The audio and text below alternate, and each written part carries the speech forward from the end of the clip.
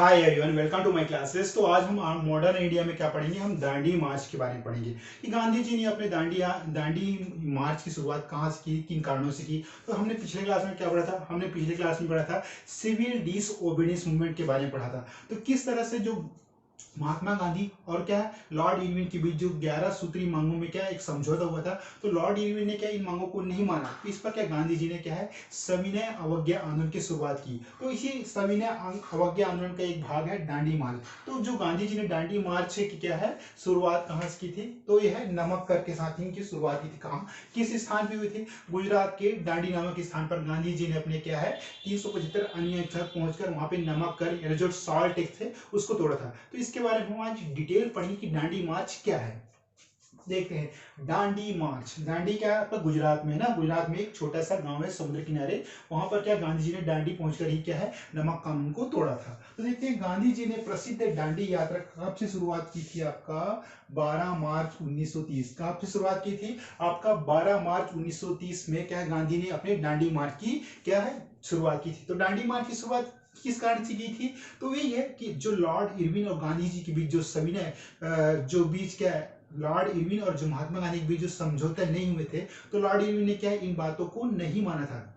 तो what is reason behind that, तो देखिए तो क्या जो गांधी जी ने फिर क्या किया, जब इरविन ने इन बातों को नहीं माना तो गांधी जी ने क्या है सिविल डिसोबीडियंस यानी क्या सविनय अवज्ञा आंदोलन की शुरुआत की थी। तो ये सविनय आंदोलन में हम देखते हैं कि जो गांधी जी ने कब शुरुआत की थी, 12 मार्च 1930 को क्या है सविनय अवज्ञा, ये देखिए ना सविनय अवज्ञा आंदोलन स्टार्ट किया। फिर गांधी जी ने अपने क्या 78 अनुयायियों के साथ, देखिए गांधी जी ने अपने 78 अनुयायियों के साथ कहां से आपका साबरमती आश्रम, साबरमती आश्रम कहाँ है आपका गुजरात अहमदाबाद में ना, मैं क्या 375 किलोमीटर दूर 375 किलोमीटर दूर गुजरात के समुद्र तट पर स्थित क्या दांडी गांव पहुंचे। देखिए कई कई किताब में 375 कहीं कहीं 240 किलोमीटर बताता है ये जो गांव की दूरी है दांडी। तो ये क्या साबरमती आश्रम है, साबरमती आश्रम से जो साबरमती आश्रम का है आपका अहमदाबाद में, तो वहां से जो इसकी दूरी क्या है 375 या 240 किलोमीटर दूर गुजरात के समुद्र तट पर। ये कहाँ है आपका गुजरात, गुजरात के समुद्र तट पर स्थित क्या है दांडी गांव है ना। क्या आपका देखिए मैंने दांडी लिखा है, कई किसी किताब में दांडी भी मिलता है, तो दोनों ही सही है। तो दांडी गांव पहुंचे और क्या है 6 अप्रैल 1930, कब आपका 6 अप्रैल 1930 को क्या है दांडी में क्या है आपका दांडी में सांकेतिक रूप से नमक कानून भंग किया। यानी क्या जब गांधी जी क्या है आपका दांडी पहुंचे तो उन्होंने क्या सांकेतिक रूप से जो आपका क्या है नमक कर, यानी नमक कर को उन्होंने क्या है नमक बनाकर अपनी हाथों में मुट्ठी में कुछ कुछ नमक लेकर उन्होंने क्या है नमक कानून यानी साल्ट टेस्ट को वहां दांडी गांव में पहुंचकर उसको क्या है नमक कानून को तोड़ दिया। ओके, ये थे दांडी मार्च के बारे में। और आंदोलन का कार्यक्रम देखिए, फिर उसके बाद गांधी जी ने यह घोषणा की कि अब हम क्या है सिविल डिसोबीडियंस मूवमेंट की शुरुआत करेंगे। मतलब हम यहीं से अपना दांडी गांव पहुंचा, वहां नमक कर को तोड़ा और उन्होंने क्या घोषणा की कि अब यहीं से हम अपनी आंदोलन की शुरुआत करेंगे। कहाँ शुरुआत करेंगे, दांडी से ना आपके आंदोलन का कार्यक्रम घोषित किया। और इस बात का प्रतीक है कि भारतीय जनता, देखिए अब वहां पे तो जो आपका भारतीय जनता जो गांधी जी के साथ बहुत सारे 78 अनुयायी वहां पहुंचे, तो उन्होंने क्या घोषणा की कि इस बात का प्रतीक है कि जो भारतीय जनता आपके ब्रिटिश कानूनों तथा ब्रिटिश शासन के क्या ब्रिटिश कानूनों तथा ब्रिटिश शासन के अंतर्गत जीने के लिए तैयार नहीं है।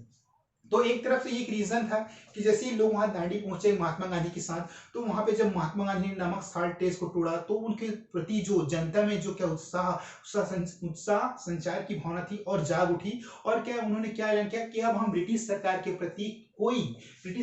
प्रति कोई मतलब समर्पण और ब्रिटिश शासन के क्या है ब्रिटिश शासन के कानूनों में जीने के लिए हम तैयार नहीं, कि अब हम जो है अब ब्रिटिश सरकार कानून के अंतर्गत जीने वाले नहीं है, ये घोषणा की। उसके बाद जो सुभाष चंद्र बोस ने क्या टिप्पणी की, सुभाष चंद्र बोस ने क्या सुभाष चंद्र बोस ने क्या दांडी मार्च, आपका क्या दांडी मार्च की तुलना नेपोलियन के सुभाष चंद्र ने दांडी मार्च तुलना नेपोलियन के पेरिस मार्च और मुसोलिनी के रोम मार्च से की है। ये किसने की है, जब देखा सुभाष चंद्र बोस ने जब महात्मा गांधी दांडी की यात्रा करते थे तब उन्होंने ये टिप्पणी की थी। क्या की थी सुभाष चंद्र बोस ने क्या है नेपोलियन की क्या है पेरिस की मार्च और क्या है मुसोलिनी के क्या है रोम से चर्चा की गई। अब देखते हैं हम जो दांडी मार्च यानी इसके क्या क्या जो क्या कार्यक्रम थे, मतलब इसके अंतर्गत क्या क्या दांडी मार्च के बाद क्या क्या हुए कार्यक्रम, और तो जो कार्यक्रम के फलस्वरूप जो आपका सिविल डिसओबीडियंस है उसके बाद क्या क्या उसमें परिवर्तन, यानी कौन कौन से धरना और प्रदर्शन दिए गए, इसके बारे में हम पढ़ेंगे। तो सबसे पहले देखते हैं कि 9 अप्रैल को गांधी जी ने एक निर्देश जारी किया।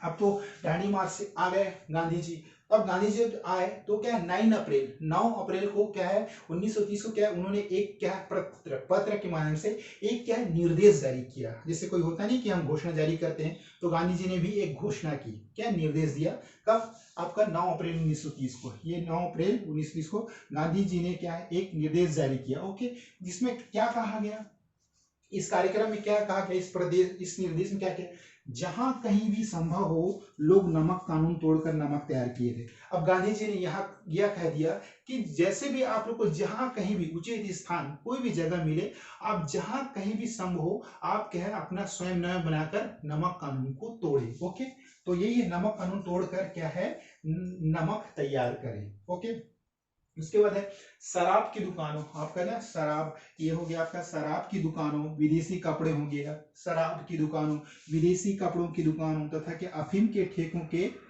समक्ष धरने आयोजित किए जाए। किनके समक्ष धरने आयोजित करना है, ठीक है, शराब की दुकानों के समक्ष आप धरना दे सकते हैं, विदेशी कपड़ों की दुकानों तथा क्या है अफीम के ठेकों के समक्ष आप धरने आयोजित किए जाए। ये सब क्या है इस कार्यक्रम के भाग है। यदि हमारे पास पर्याप्त शक्ति हो, तो गांधी जी ने क्या किया, यदि हमारे पास पर्याप्त शक्ति हो तो हम करों की अदायगी, उन्हें यानी कि जो उस समय जो ब्रिटिश सरकार द्वारा क्या टैक्स लगाया था, तो बहुत अधिक टैक्स लगाया था, तो इस पे क्या किया गांधी जी ने, हम करों की अदायगी का विरोध कर सकते हैं। मतलब किसका, जो टैक्स का है ना उसका क्या अदायगी का विरोध कर सकते हैं। और क्या है जो वकील है ना अपना त्याग वकालत छोड़ सकते हैं। तो इस आंदोलन के सिविल डिसओबीडियंस हमें आंदोलन के महत्व के देखते हुए मतलब वकील अपना वकालत छोड़ सकते हैं। ओके, दांडी मार्च के बाद उसके बाद क्या जनता जो है ना याचिकाओं पर रोक लगाकर, जो भी जनता उस समय जो कुछ भी केस चल रहा था,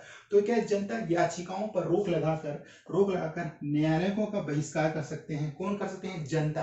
तो क्या है जनता याचिकाओं पर रोक लगाकर न्यायालयों का बहिष्कार कर सकते हैं। ओके, उसके बाद क्या है सरकारी कर्मचारी हो गया। देखिए अब जो गवर्नमेंट उस समय जो गवर्नमेंट एम्प्लॉयमेंट है, जो सरकारी कर्मचारी है अपना क्या त्याग पत्र दे सकते हैं। कैसे, आपको सरकारी नौकरी से ना, तो ये बताया सरकारी कर्मचारी अपने पदों से त्याग पत्र दे सकते हैं। उसके बाद है क्या, जो हर घर में लोग चरखा, चरखा, हर घर में लोग चरखा काते और सूती बनाए। तो उस समय यही था कि जो पुराने समय में, तो गांधी जी के समय में लोग क्या अपने घरों में चरखा से सूत काट कर क्या है आपका सूती कपड़ा वस्त्र बनाते थे और उस सफेद कपड़े को पहनकर धारण करते थे। और कोई भी जैसे आंदोलन मोर्चा होते थे तो उन्हीं कपड़ों का क्या है वे क्या है जो जनता है यूज करती थी। ओके, तो क्या कहा गांधी जी ने कि हर घर में लोग क्या है चरखा से सूत काते और क्या सूती वस्त्र बनाए। ओके, उसके बाद देखते हैं छात्र हो गया, सरकारी स्कूल एवं कॉलेजों का बहिष्कार करे। अब यहाँ पे एक मुद्दा है कि उस समय जो छात्रों में क्या एक बहुत बड़ी जुलूस निकालते थे, तो छात्र क्या सरकारी स्कूल का बहिष्कार करें और क्या कॉलेजों को भी छोड़े, ये कहा है। तो देखिए छात्र सरकारी स्कूल एवं कॉलेजों का क्या है बहिष्कार करें।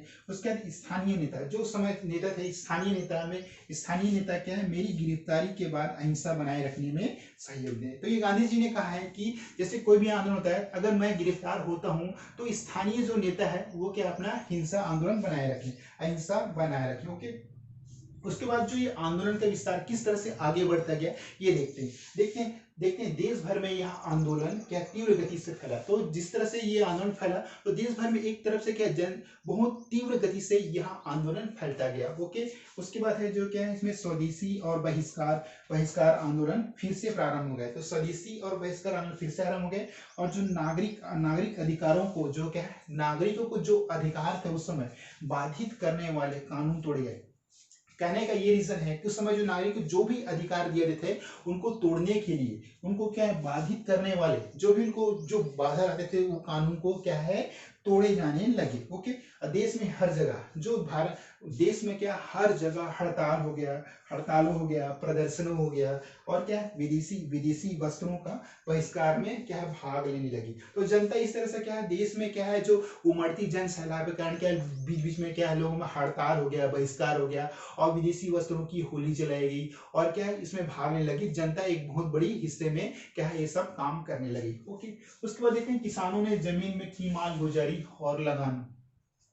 किसानों ने अपने क्या है किसानों ने क्या है अपना जमीन की माल गुजारी हो गया, और क्या है लगान लगान देने से क्या है इनकार कर दिया। एक तरफ तो ये था इस मुद्दे पर कि जो किसान थे ना क्या जमीन की माल गुजारी हो गया और लगान देने से इनकार कर दिया। ओके, उसके बाद यहाँ का सोलापुर में जनता व पुलिस से संघर्ष हुआ। उसके बाद एक और है कि जो नागालैंड में ना अल्पसंख्यक अल्पवयस्क जो रानी थे, रानी कौन था, गैंदेलियू, रानी आपका गैंदेलियू ने क्या विरोध कर झंडा झंडा झंडा उठा लिया, और उसे क्या 1932 में क्या है बंदी बना लिया, और फिर क्या आजीवन कारावास से सजा दी गई।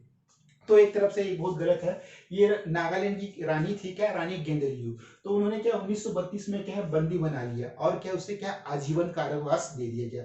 तो ये थे क्या है ये जो आंदोलन क्या का विस्तार थे। तो देखिए हम क्या पढ़ रहे हैं दांडी मार्च। तो दांडी मार्च के बारे में कुछ और इफेक्ट है। जब ये दांडी मार्च पूरे भारत में फैला तो क्या है जो इसका विस्तार के साथ ही जो आपके जो भारत के जो बड़े बड़े नेता थे वो जगह जगह पर अपने अपने जहां जहां जगह मिलता गया वहां नमक कानून क्या नमक बनाकर नमक कानून तोड़ते गए। तो इस तरह क्या तमिलनाडु की जो सी राजगोपालचारी है उन्होंने क्या किया, तमिलनाडु की तंजोर समुद्र तट से क्या है उन्होंने क्या है आपका त्रिचुरापल्ली से वेदरणीय तक यात्रा की, और उन्होंने क्या नमक कानून तोड़ा। इसी तरह क्या केरल के केलप्पा ने भी नमक कानून तोड़ा, और क्या असम के कुछ जो क्रांतिकारियों ने भी असम से बंगाल की यात्रा करके उन्होंने क्या है जो बंगाल में नमक कानून बनाकर नमक को तोड़ा, मतलब नमक साल्ट टेस्ट को तोड़ा और वहां पे नमक तैयार किया। तो इस तरह से उन्होंने क्या दांडी मार्च बहुत जगह से भारत के विभिन्न भागों में क्या है जन आंदोलन हुआ। इसी आंदोलन में क्या है पंडित जवाहरलाल नेहरू क्या है 14 अप्रैल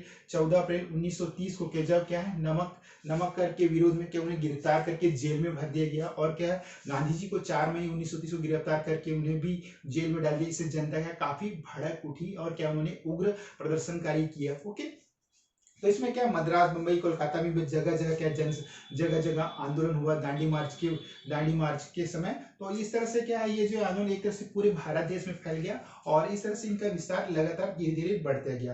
तो ओके, उसका देखिए सरकारी प्रतिक्रिया क्या हुआ।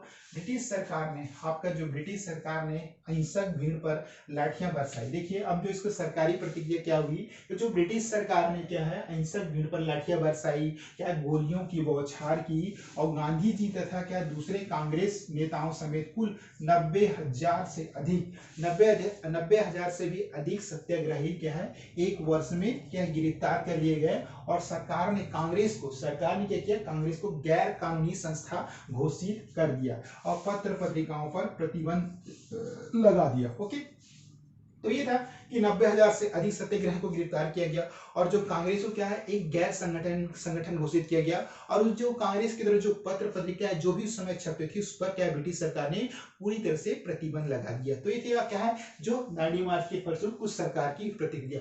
उसके बाद देखते हैं आंदोलन का स्थगन व वापसी, मतलब आंदोलन की स्थगन और वापसी कैसे हुई। तो देखिए गांधी इरविन समझौते 1931 के बाद, कब गांधी इरविन समझौते 1931 के बाद यह आंदोलन क्या स्थगित किया। फिर द्वितीय गोलमेज की विफलता जिसमें क्या कांग्रेस ने भाग लिया था। देखिए कांग्रेस ने क्या जो उस समय जो मैं आपको बता रहा हूँ जो फर्स्ट जो गोलमेज सम्मेलन थे इसमें कुछ क्या राजा महाराजा दलित वर्ग और क्या है राजा महाराजा दलित वर्ग और क्या हिंदू महासभा के लोग ही भाग लिए थे, लेकिन कांग्रेस ने क्या पहले गोलमेज सम्मेलन में भाग नहीं लिया था। तो जो दूसरे गोलमेज सम्मेलन में जब कांग्रेस ने भाग लिया तो यह अभी क्या है सफल नहीं रहा, विफल ही रहा। तो ये गोलमेज सम्मेलन की विफलता जिसमें कांग्रेस ने भाग लिया था, बाद में पुनः आंदोलन प्रारंभ किया जिसे 1933 में स्थगित कर दिया गया। कब स्थगित किया 1933 में स्थगित कर दिया। उसके 1934 में क्या है यह आंदोलन फिर से वापस ले लिया गया। ओके, इस आंदोलन ने यह स्पष्ट कर दिया कि इंग्लैंड के द्वारा भारत पर मतलब यहाँ आंदोलन ने क्या स्पष्ट कर दिया कि ये जो इंग्लैंड के द्वारा द्वारा भारत पर जनता की इच्छा से, भारत पर जनता की इच्छा के बिना या उसके विरुद्ध शासन नहीं किया जा सकता। ओके। उसके बाद चर्चिल ने कहा था कि ब्रिटिश सरकार जो है ना अधनंगो फकीर की कृपा पर निर्भर है। अब देखिए क्या चर्चिल ने क्या कहा कि जो ब्रिटिश सरकार है ना, ब्रिटिश सरकार है क्या अधनंगो अधनंगो फकीर की कृपा पर निर्भर है। अब यहाँ पे चर्चिल का यह इशारा है, अधनंगी फकीर मतलब किसकी ओर इशारा करना है, गांधी जी की ओर इशारा कर रहे हैं। ओके। उसके बाद प्रथम गोलमेज सम्मेलन कब हुआ था, 1930 में हुआ था ना। तो जो सविनय अवज्ञा आंदोलन के बीच में ही 1930 में क्या है, 1930 में जो आपका ब्रिटिश सरकार ने लंदन में क्या है, ब्रिटिश सरकार ने लंदन में भारतीय नेताओं क्या है आपका जो भारतीय नेताओं और जो सरकारी प्रवक्ताओं का पहला गोलमेज सम्मेलन आरंभ किया, जो किसके विरोध में था, साइमन कमीशन की रिपोर्ट पर विचार करना था। तो जो पहला गोलमेज सम्मेलन अंग्रेजों ने जो ब्रिटिश सरकार ने कहाँ बुलाया, लंदन में, वो किस पर विचार करना था, साइमन कमीशन की रिपोर्ट पर क्या है विचार करना था, मगर यह सफल नहीं हो सका। ओके।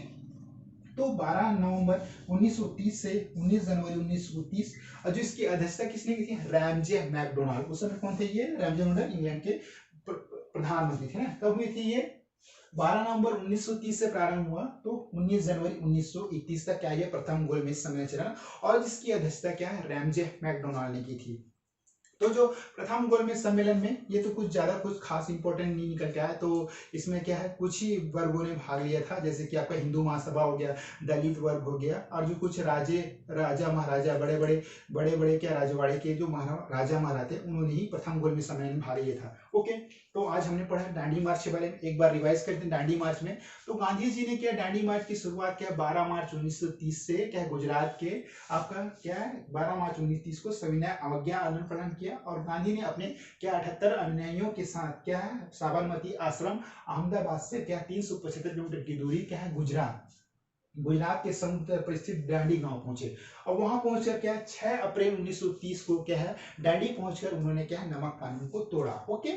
उसके बाद और आंदोलन का कार्यक्रम घोषित किया और क्या इस बात का प्रतीक है कि जो भारतीय जनता है ना आप क्या ब्रिटिश कानून जो था ब्रिटिश शासन के अंतर्गत जीने के लिए तैयार नहीं थे। बस दांडी मार्च में यही है, दांडी यात्रा में गांधी जी ने दांडी पहुंचकर नमक कानून को तोड़ा और यहाँ से उन्होंने क्या सिविल डिसोबीडियंस सविनय अवज्ञा आंदोलन की शुरुआत की। ओके।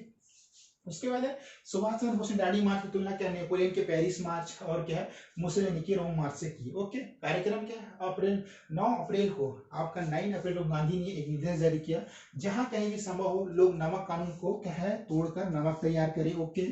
शराब की दुकान हो गया, विदेशी कपड़ों की दुकान तथा अफीम के ठेकों के समक्ष क्या है धरने आयोजित किए जाए। ओके। यदि हमारे पास पर्याप्त शक्ति हो तो हमें करों की अदायगी का क्या विरोध कर सकते हैं, वकील अपना वकालत छोड़ सकते हैं और क्या है जनता याचिकाओं पर रोक लगाकर न्यायालयों का बहिष्कार कर सकते हैं और क्या सरकारी कर्मचारी अपने क्या है पद से त्याग पत्र दे सकते हैं और जो स्कूल के जो छात्र छात्रा हैं वो क्या है सरकारी स्कूल और क्या कॉलेजों का क्या है बहिष्कार करें। ओके। हर घर में क्या है हर घर में लोग क्या चरखा काटते हैं और क्या है सूद बनाए।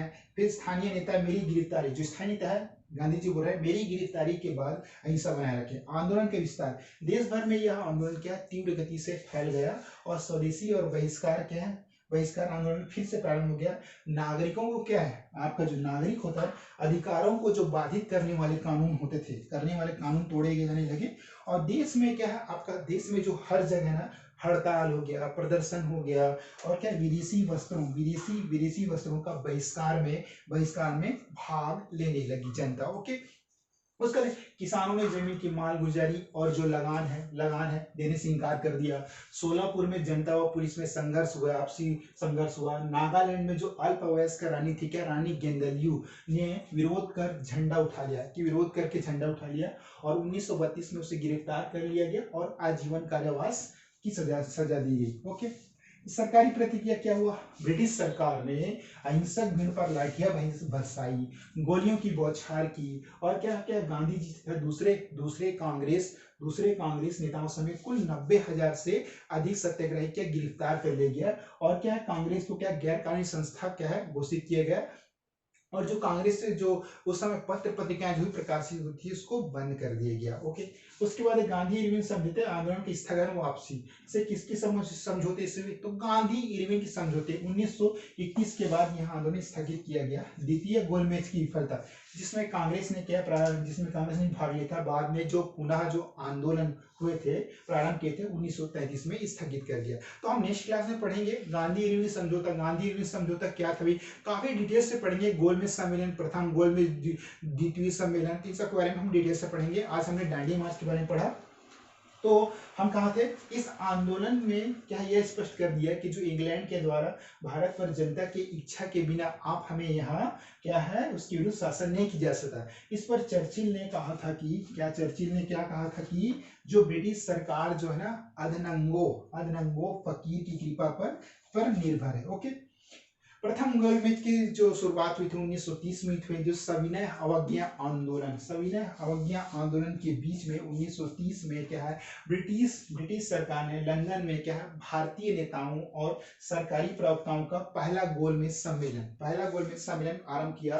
तो साइमन, जो ये प्रथम गोलमेज सम्मेलन किसके कारण था? साइमन कमीशन के क्या है रिपोर्ट पर विचार करना था कि देखिए भाई, हमने तो साइमन कमीशन भेजा, तो साइमन कमीशन क्यों असफल हुआ? तो साइमन कमीशन की रिपोर्ट पर ही विचार करने के लिए यह प्रथम गोलमेज सम्मेलन बुलाया गया था, लेकिन यह गोलमेज सम्मेलन असफल हो गया।